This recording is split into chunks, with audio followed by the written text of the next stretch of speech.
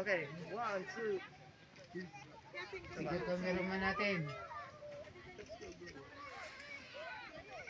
Taas wala niya, no? Yun, nagkaroon ng picture taking dito sa isang lugar, sa pinakamataas na lugar sa Benguet, dito sa Mount Ulis. Dati nung araw, may nakausap tayo. Dito ay marami nakatira na mga Hapon nung mga nakaraang panahon. At saka dito, marami mga punong kahoy, kaya sabi sa atin, marami daw dito nakatira ng mga ibon, yung parot.